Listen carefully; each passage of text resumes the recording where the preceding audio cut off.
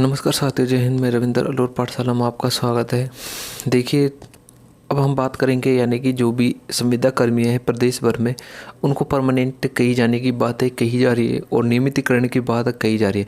देखो, हम दो पक्ष में बातें करेंगे। जैसे इस तरफ करेंगे हम राजस्थान की, तो राजस्थान में 1,10,000 संविदा कर्मियों को परमानेंट कही जाने की बातें चल रही थी, लेकिन अभी तक उसमें से यानी कि शिक्षा विभाग और अल्पसंख्यक विभाग दो में से दो लिस्ट जारी की गई थी। और उन लिस्ट जारी करने के बाद भी उन लिस्टों का हमें पहले डाउनलोड करने को देखने को मिला, उसके बाद उनको वहाँ से ऑफिशियल वेबसाइट से हटा दिया गया था। तो इस प्रकार हम अन्य प्रदेश की भी बातें करेंगे कि राजस्थान की ही नहीं, अन्य कई प्रदेशों की ऐसी बात है जो कि संविदा कर्मी वालों को न्याय नहीं मिल रहा है और इनको नियमितीकरण की अभी तक कोई भी अपडेट नहीं दी गई। और क्या अब इनके बारे में कुछ कहा है, इनके बारे में कुछ सोचा है और किस किस विभाग से आपको यहाँ से सहायता मिलने वाली है नियमितीकरण को लेकर। देखिए, अब मैं आपको बता दूं कि संविदा कर्मियों को नियमितीकरण के लिए जो प्रक्रिया चल रही है और जो जारी किए गए हैं उन पर निर्देश, तो क्या उन पर कुछ लागू होगा या कुछ नियम लागू होगा या नहीं होगा, कितने वर्ष वालों को परमानेंट कही जाने की बातें कही है, ये सारी की सारी बातें हम इस वीडियो के अंदर करने वाले। देखिए, एक बार मैं आपको बता देता हूँ। देखिए, यहाँ से जैसे कि संविदा कर्मचारियों के नियमितीकरण के लिए सरकार ने जारी किए निर्देश इन नियमों के तहत होंगे परमानेंट। देखिए, नियम आपके कौन कौन से होंगे, जैसे कि आप यहाँ से देख सकते हैं। देखो, रायपुर से ये न्यूज़ है कि संविदा एम्प्लॉयबिल रेगुलर छत्तीसगढ़ के संविदा कर्मचारी लगातार अपनी मांग को लेकर आंदोलनरत है। संविदा और नियमित कर्मचारी पिछले लगभग एक महीने से नियमितीकरण की मांग को लेकर सरकार के खिलाफ प्रदर्शन कर रहे हैं। वहीं दूसरी ओर कहा जा रहा है कि सरकार संविदा और अनियमित कर्मचारियों को 15 अगस्त की बड़ी सौगात दे सकती है।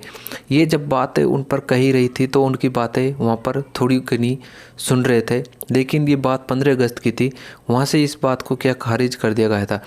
इस संबंध में सामान्य प्रशासन विभाग की ओर से सभी विभागों से जानकारी मांगी गई है, चाहे वो राजस्थान की बात हो चाहे अन्य प्रदेश की बात हो, कि जो आपके सभी विभाग हैं, जैसे अल्पसंख्यक विभाग है, शिक्षा विभाग है और चिकित्सा विभाग है, ऐसे 7 से 8 विभाग हैं जिनकी जानकारी अलग अलग विभागों से मांगी गई है।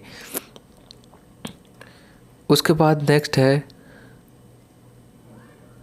देखो, वही दूसरी ओर मध्य प्रदेश सरकार की अगर बात करें तो मध्य प्रदेश सरकार ने 23 जुलाई को संविदा कर्मचारियों के नियमितीकरण सहित अन्य वेतन भत्तों के लिए निर्देश जारी कर दिया गया था।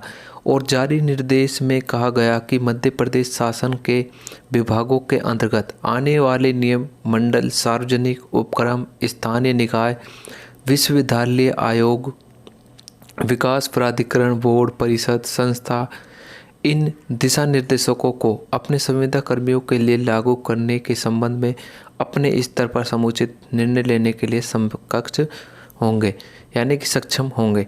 तो यह मध्य प्रदेश सरकार ने भी इनके लिए वेतन भत्ते और आपके छुट्टी, इन सब के लिए भी नियम लागू कर दिए गए थे। लेकिन ऐसे कई प्रदेश हैं अपने देश में जिनको अभी तक जो संविदा कर्मी है उनको नियमितीकरण की कोई भी बातें नहीं की गई। उसके बाद देखो, दिशा निर्देश में संविदा अधिकारियों कर्मचारियों को नियमित पदों पर नियुक्ति अवसर, उनकी सेवा काल में मृत्यु होने पर अनुकंपा नियुक्ति, ऐसे अन्य इन पर कई नियम बनाए गए हैं जो कि संविदा कर्मियों के लिए लागू होने, जैसे कि संविदा पदों की नियमित पदों से समकक्षता का निर्धारण, उनके पारिश्रमिक का पूर्ण निर्धारण, वार्षिक वृद्धि, अवकाश स्वीकृति, उनके साथ अनुबंध निष्पादन, उनके आश्रितों को उपादान भुगतान, उन्हें राष्ट्रीय पेंशन योजना का लाभ, उनका सेवा मूल्यांकन, उनके विरुद्ध कार्रवाई से संबंधित प्रावधान, उन्हें स्वास्थ्य बीमा लाभ, अन्य महत्वपूर्ण निर्देशों को सम्मिलित किया गया है मध्य प्रदेश सरकार द्वारा। तो ऐसे अन्य कई प्रदेशों में भी जो बाकी हैं उनमें भी क्या होना चाहिए, ये नियम लागू होने चाहिए। तो देखिए अब इन पर बातें उठाई जा रही है, लेकिन अब जैसे इसकी 3 से 4 दिन के अंदर जैसे ही अपडेट आएगी तो मैं आपको सबसे पहले इन्फॉर्म करूँगा। तो आज की अपडेट को रहने देते हैं यहीं पर, मिलते हैं तब तक की नेक्स्ट वीडियो में नेक्स्ट अपडेट के साथ। जय हिंद।